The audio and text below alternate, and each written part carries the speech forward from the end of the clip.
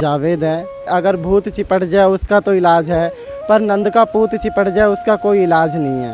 अगर शाम आते ना तुम जिंदगी में, तो कुछ ना रखा था मेरी जिंदगी में। राधे राधे, मैं हूँ सौरभ।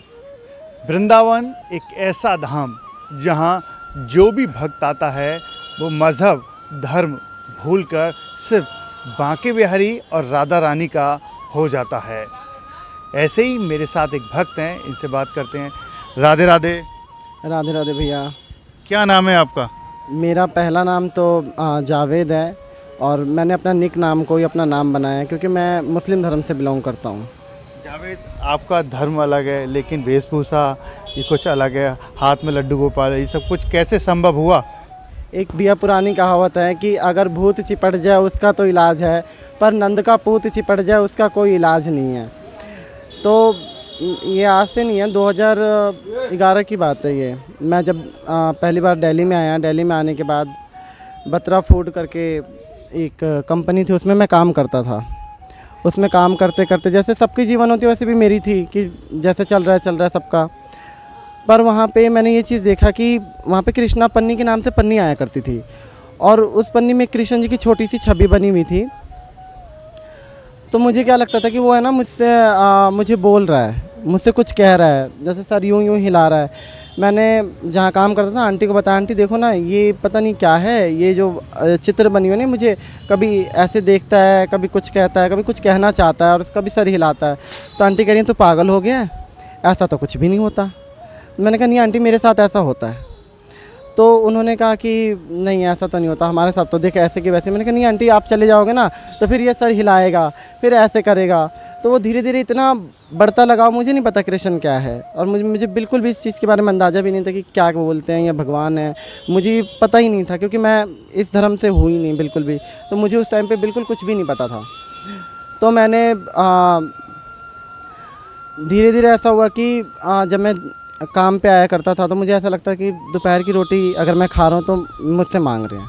तो मुझे ऐसा लगता था मैं उसमें से निकाल के दे देता था, पर मुझे ये नहीं पता कि वो चूहा खा जाता था या स्वयं ठाकुर जी खाते थे। मुझे ये चीज़ आज भी नहीं पता और कल भी नहीं पता, क्योंकि अगर चूहा भी खाता तो थोड़ा बहुत दिखता कि भाई कहीं गिरा हुआ है या कहीं ले जाता, और डेली ऐसा चलता रहता। धीरे धीरे बढ़ता गया। फिर मैं जो वो चिट थी ना पन्नी के ऊपर चिपकी हुई थी, उस चिट को मैं लेकर आया घर। तो यही चलने लग गया, मैं घर लेकर आता लेकर जाता, और धीरे धीरे एक लगाव सा बढ़ने लग गया। और मैंने फिर उसके बाद से मुझे एक अलग सी मतलब मस्ती सी चढ़ गई थी, जैसे नाचना, भजन मुझे उस टाइम पे समझ भी नहीं आते थे। दिव्य चैनल पे मेरे ख्याल उस टाइम पे 2014-13 में विनोद अग्रवाल जी के भजन चला करते थे, रात को पूरी रात चला करती थी। रात को 2 बजे उठ के नाचना, गाना, कृष्ण की बातें सुनना। लोग कहते थे ये वृंदावन में है, ऐसा दिखता है वैसा दिखना। मतलब मैं अंदर से इतना रोमांचित हो जाता था उसको देखने के लिए कि एक अलग सी ऊर्जा, उसमें एक अलग सी मस्ती। कोई कहता था कि ये पागल हो गया है। और मेरी तो इलाज भी करवाई गई थी। दिल्ली में सरोज अस्पताल है, वहाँ पे मेरी उससे जो दिमाग के डॉक्टर होता है ना, उससे मेरी इलाज भी करवाई गई थी कि ये पागल हो गया है। किसने कहा पागल हो गया है? किसने आपका इलाज कराया?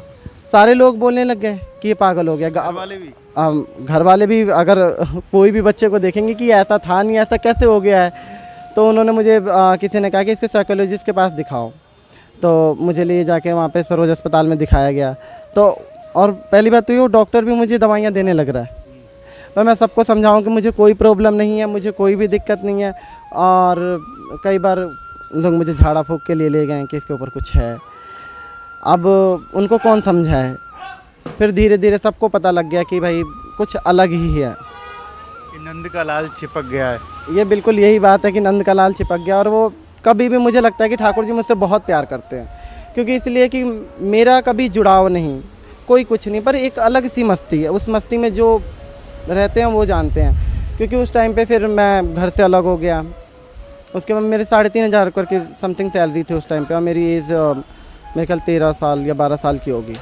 तो उसमें 2,500 तो रेंट रहता था, वो हम 2,500 रेंट दे दिया करता था। पर उसमें से जो पैसे बचते थे ना, तो मुझे ये लगता था ठाकुर जी के लिए मुझे ये लेकर आना है, मुझे ठाकुर जी के लिए वो लेकर आना है। और मेन बात कई बार तो ऐसा होता था कि मतलब खाने के भी मेरे पास बिल्कुल भी पैसे बचा ही नहीं करते थे। आपका मज़हब अलग है, लेकिन आपके जो मज़हब के लोग हैं उन्होंने नहीं कहा कि ये भगवान कृष्ण को क्यों पूज रहे हैं आप, ये कैसे हिंदू बन गए, सब कैसे अपना लिया? नहीं, उन्होंने कभी आज तक कभी किसी ने कुछ कहा नहीं। बस हाँ, मम्मी को ये था कि भाई कोई बीमारी हो गई है। जैसे लोग, आप लोगों को तो जानते हो कि मम्मी ने कहा कि भाई, मम्मी ने भी फिर बाद में, मम्मी भी मेरी समझ गई इस बातों को, और वो कभी कुछ नहीं कहती।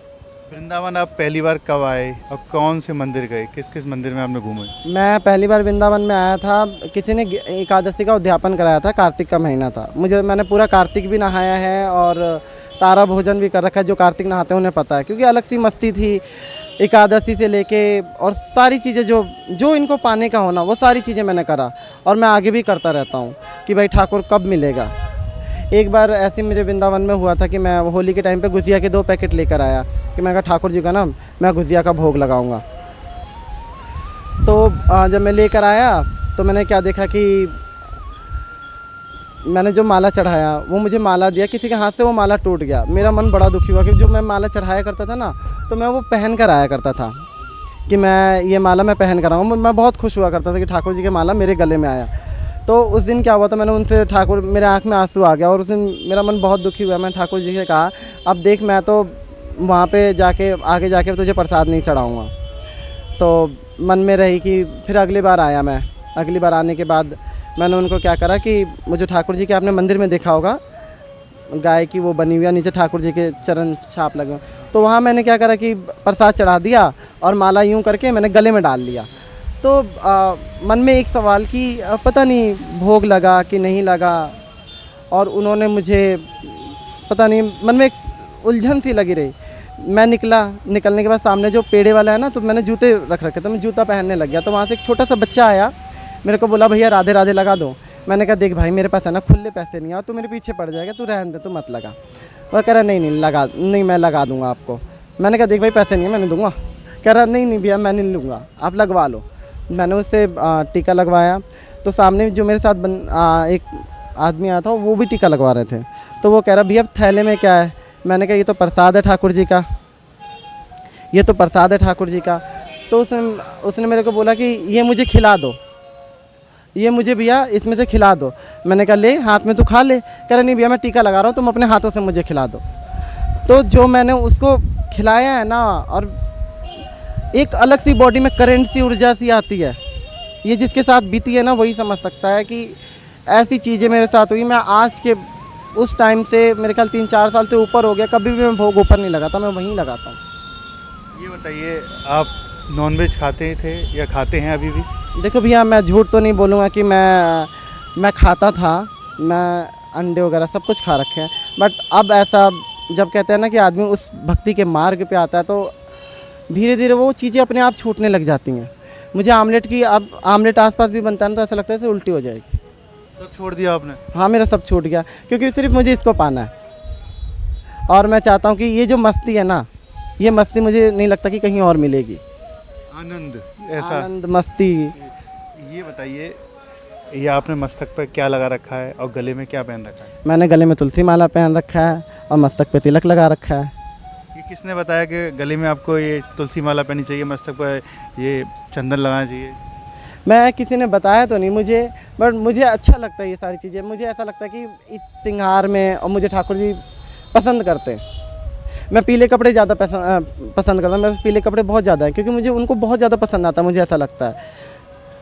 और आप वृंदावन महीने में कितनी बार आते हैं, कहाँ कहाँ घूम जाते हैं दर्शन करने के लिए? मैं अगर वृंदावन में आता हूँ तो बांके बिहारी मंदिर तो मैं जाता हूँ, और जाने से पहले मैं कई तीर्थों पे गया हूँ। मैं ऐसी बात नहीं, मैं वृंदावन नहीं गया हूँ, पर कई तीर्थों पे गया हूँ। सब जगह दर्शन करके ऐसा लगता है कि बस चलो। पर ये एक ऐसा तीर्थ है ना, वृंदावन धाम, कि बिहारी जी की ये 2 आँखें सिर्फ दिखती हैं, उसको लगता है कि थोड़े से और देख लूँ। मैं अभी मेरे साथ एक भाई हुआ था, मैंने कहा थोड़ा सा चलना, एक चक्कर और देख लेता। अभी इतनी आज भीड़ थी, मैंने कहा नहीं भाई, मैंने थोड़ा सा ही दर्शन हुआ, इतनी भीड़ में मैं शाम को फिर दर्शन करूँगा, मैं फिर दर्शन करके जाऊँगा। ये आपके पास लड्डू गोपाल हैं, कैसे सेवा करते हैं, इनका क्या शेड्यूल होता है? इनकी सेवा लोग कहते हैं कठिन है, पर मेरे लिए आनंदमयी है। मैं तो ये कहूँगा, सुबह उठाना, नहलाना, इन्हें सजाना, और मुझे ऐसा लगता है कि मेरे लड्डू गोपाल बोल उठेंगे। मेरे घर में भी कई ऐसी चीज़ें होती हैं कि अगर कोई जो मेरा बुरा चाहता हो या मेरा बुरा करने वाला हो तो ये अपने बांसुरी मुकुट इनका गिर जाएगा। कोई कपड़े अगर मैं वृंदावन से लेकर जाऊँ इनके लिए और वो पसंद ना आए तो बार बार मुकुट गिरेगा। अच्छा, ऐसा हो जाता मेरे है, ऐसा हो चमत्कार है। जाता है। मैं एक भाई है उससे भी पूछ सकते हो कि आप ये चीज़ हो जाती है मेरे साथ। अब जो मैं आंटी के बारे में बता रहा था, अपने आंटी अंकल के बारे में, वो मेरे साथ ठाकुर जी की ऐसी कृपा हुई कि वो लोग मेरी एक फैमिली की तरह बन गए। मुझे अपने माँ बाप से ज़्यादा प्यार उन्होंने मुझे दिया और अब भी हर चीज़ के लिए। मैं तो पहले ये सोचता था कि लोगों के पास कितना पैसा है कि लोग हर महीने वृंदावन जाते हैं, क्योंकि उस टाइम पे 3,500 की सैलरी आपको पता है कि बहुत कठिन रहा होगा। तो पहली बार वृंदावन आना भी बहुत मुश्किल था, क्योंकि बस का किराया 500 था और मैंने अंकल से कहा अंकल मुझे एडवांस दे दो, मुझे वृंदावन जाना है। तो अंकल कह रहे हैं पिछले महीने तो तू लेकर गया है। मैंने कहा नहीं मुझे वृंदावन जाना, तो पर उन्होंने कभी मना नहीं करा, उन्होंने दिया। जिस टाइम पे 450 रुपये किराया था और सिर्फ 50 रुपये मैंने बिहारी जी को पेड़े का प्रसाद का भोग लगाया। ना मैंने सुबह कुछ खाया है ना शाम को कुछ खाया है, डायरेक्टली मतलब एक मस्ती, मुझे भूख भी नहीं लगी।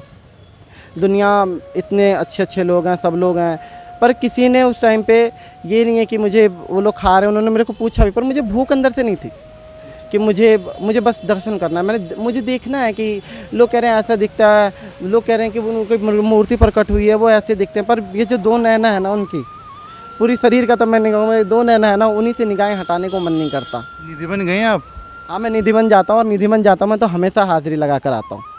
क्या सुना है आपने निधिवन के बारे में?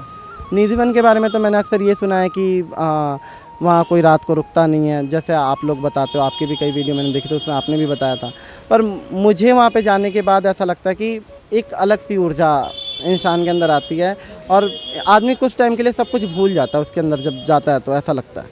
आप ये जो कपड़े आपने पहन रखे हैं यही पहन के घूमते हैं आप पूरे दिल्ली में या जहाँ भी रहते हैं?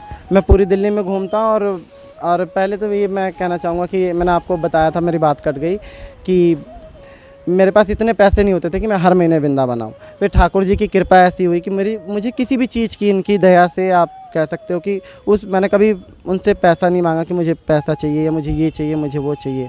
ऐसा चीज़ मुझे उनसे नहीं मांगा मैंने कि मुझे चाहिए, बट उन्होंने मुझे सब कुछ ही दिया। इतने बड़े बड़े लोगों का साथ दिया। पूनम दीदी हो गई, अलका गोयल जी हो गई। अलका गोयल जी मेरी सिंगिंग रूप में गुरु समान है। मैंने सीखा नहीं है, कभी सिंगिंग सीखा नहीं है। मैं धीरे धीरे मंदिरों में गाना स्टार्ट करा तो लोग आगे बढ़ाते गए। अब भगवान की दया से इतनी है कि मेरे 2 बार दिव्य चैनल पे भी आ चुका हूँ। उनकी इतनी करुणा है और मैं तो आशीर्वाद है भगवान का, पूरा आशीर्वाद है। और मैं तो ये कहना चाहूँगा जब तक मेरे सांसों में सांस है मैं उनका गुणगान करता रहूँ। अब ये बताइए, मंदिर तो आते हैं, क्या मस्जिद भी जाते हैं आप? अब ये ऐसा सवाल है कि कई लोगों को अच्छा लगेगा, कई लोगों का नहीं लगेगा, पर मुझे जाने में कोई कभी प्रॉब्लम नहीं है, क्योंकि मेरे गोविंद ने कभी मुझसे मना नहीं करा और उन्होंने कभी मुझे बांटा नहीं। क्योंकि अगर उनकी तरफ से ये चीज़ कभी रहता तो मुझे इशारा मिल जाता, भैया कौन आदमी अच्छा, जब इसका इशारा मिल जाएगा तो धर्म तो मेरे हिसाब से कोई गलत नहीं है। पर मेरा एक प्रेम है, ये एक प्यार है जो इनकी तरफ खींचता जाता है, इन्होंने मुझे खींचा हुआ है। जन्माष्टमी भी मनाते हैं आप? ऑब्वियसली वो तो ऐसा लगता है कि सबसे बड़ा त्यौहार है हमारा। तो ईद भी मना लेते हैं, दोनों मना। ऐसी कोई बात नहीं है। मैं ठाकुर जी, बस मेरे ऊपर वाले से भी यही दुआ रहती है कि कभी मुझे है ना गोविंद से दूर मत करना। मैं जो इनको चाहता हूँ और इनसे जो मेरा प्रेम है और जो इनकी नज़र मेरे ऊपर है ना, वो कभी भी मुझे नहीं लगता कि मेरे पास से हटनी चाहिए। जब आप वृंदावन दर्शन करने के लिए आते हैं, यहाँ पहला कदम रखते हैं, तो मन में क्या भाव होता है आपके? मन में भैया भाव तो कुछ भी नहीं होता, बस 2 आंखें देखने की एक ललक सी लगी रहती है कि मैं जाके है ना उनकी 2 आंखें देख लूँ। और अभी लॉकडाउन में इतना अंदर से मन बेचैन हो रहा था कि उनकी चौखट पे जाऊँ, जाके उनसे मिलूँ मैं। तो फिर लॉकडाउन पे आप नहीं आ पाए थे क्या? मैं नहीं आ पाया था, पर भगवान की दया थी, किसी ने ग्रुप बना रखा था व्हाट्सएप ग्रुप, उसमें उनके दर्शन आए। जब आप यहाँ वृंदावन नहीं आ पाते तो कैसा मन में होता है, क्या होता है? भैया मैं अभी की बात बताऊँ आज की, तो अचानक से मैं अभी रात को बिल्कुल भी सोया नहीं हूँ। मुझे नींद ही नहीं आएगी कि मुझे ले चलो, मुझे ना वृंदावन जाना है, मुझे ले चलो, मुझे वहाँ जाना है। और एक अलग सी बेचैनी, कहीं दिल नहीं लगेगा, कुछ काम नहीं हो पाएगा मेरा। आप बताते हैं कि भजन से गाकर आप मंडली में जाते हैं, गाते हैं और थोड़ा बहुत दक्षिणा वगैरह पाते हैं, तो कोई भजन ऐसा याद है जो आप सुना सकें? हाँ, मैं 2 लाइनें गाऊंगा जो मेरे लिए हैं। अगर शाम आते ना तुम जिंदगी में तो कुछ ना रखा था मेरी ज़िंदगी में, तो कुछ ना रखा था मेरी ज़िंदगी में, बदल ही गई मेरी दुनिया तभी से, जो नज़रे करम की मेरी ज़िंदगी में।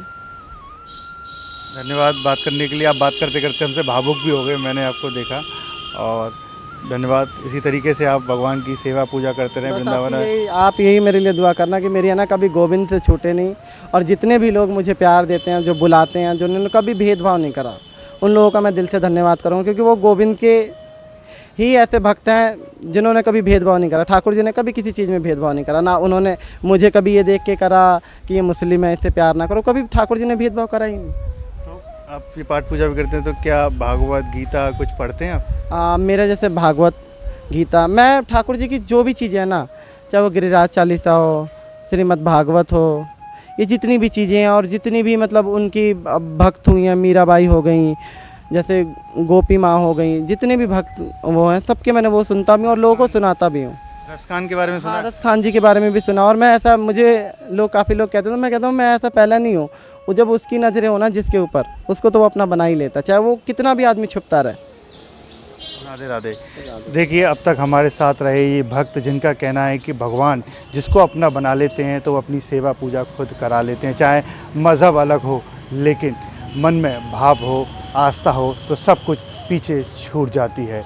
ऐसे ही ये भक्त हैं जो आज भी यहाँ पर लड्डू गोपाल की सेवा करते हैं और वृंदावन दर्शन करने के लिए आ जाते हैं। जिनका कहना है कि अगर ठाकुर जी बांके बिहारी जी से नैन ना मिले तो सब कुछ अधूरा रह जाता है। राधे राधे।